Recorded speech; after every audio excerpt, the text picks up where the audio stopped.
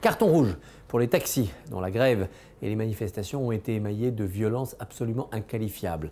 Au-delà, leur combat contre les véhicules de tourisme avec chauffeur est un mauvais combat. C'est les taxis qui doivent se réformer pour revenir dans la compétition. Ils ne doivent pas empêcher ceux qui ont des idées, mototaxi ou VTC, de venir tenter d'aider ceux qui cherchent à se déplacer dans la grande ville qu'est Paris avec difficulté et qui sont bien contents de trouver des modes de transport alternatifs à celui des taxis, si défaillants. Bien entendu, il faut que la course soit moins chère, il faut qu'il y ait plus de taxis, il faut que ce soit plus facile. À New York, les taxis cherchent le client, à Paris, les clients cherchent des taxis. Mais il faut tenir compte aussi des revendications économiques des chauffeurs de taxi qui ont acheté une licence et qui doivent la rembourser. Allez, une idée qui vient des premiers rapports de Jacques Attali.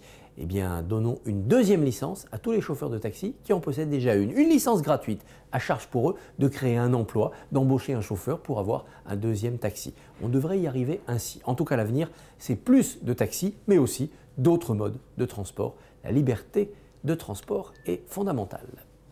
Carton jaune pour Abdelaziz Bouteflika, à nouveau hospitalisé en France, mystérieusement, au Val-de-Grâce, on ne sait trop pourquoi, alors qu'il doit signer avant dimanche le décret organisant l'élection présidentielle, élection à laquelle il va se présenter. C'est évidemment déraisonnable et ça montre à quel point il est la marionnette des militaires. Décidément, l'Algérie, qui n'a pas fait son printemps arabe, attend encore et toujours d'embrasser la démocratie. Dommage pour un pays qui a tant de richesses, à commencer par celle de sa jeunesse. Carton vert pour Thierry Mandon. Le député socialiste, si frondeur parfois, se voit chargé avec le chef d'entreprise Guillaume Poitrinal de piloter la simplification, d'aider François Hollande et d'aider le monde de l'entreprise à réussir ce défi. Moins de paperasse, moins de normes, moins de formalités.